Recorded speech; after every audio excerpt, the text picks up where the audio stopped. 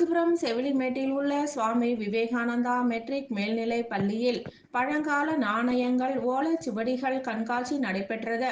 காஞ்சிபுரம் செவிலிமேடு பகுதியில் உள்ள சுவாமி விவேகானந்தா மெட்ரிக் மேல்நிலைப் பள்ளியில் பழங்கால நாணயங்கள், தொல்பொருட்கள் மற்றும் ஓலைச்சுவடிகள் கண்காட்சி நடைபெற்றது. கண்காட்சி தொடக்க விழாவிற்கு பள்ளியின் துணை முதல்வர் சீனிவாசன் தலைமை வகித்தார். பள்ளியின் செயலாளர் வித்யாசங்கர் கண்காட்சியை திறந்து வைத்து தொடக்க உரை ஆற்றினார்.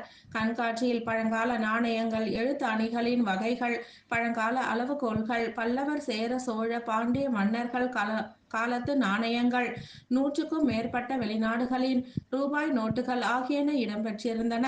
தொல்லியல் ஆய்வாளர் ஜவஹர்பாபு வெளிநாட்டு ரூபாய் நோட்டுகள், தங்க காசுகள், செப்பேடுகள் குறித்தும், தமிழ் ஆசிரியை விஜயலட்சுமி எழுத்தாணிகளின் வகைகள் குறித்தும் பள்ளி மாணவர்களுக்கு விளக்கி கூறினார்கள். கண்காட்சியை ஆர்வத்துடன் பார்வையிட்ட மாணவர்கள் பலரும் குறிப்புகள் எடுத்துக் கொண்டதுடன் பல்வேறு சந்தேகங்களையும் கேட்டு தெரிந்து கொண்டனர்.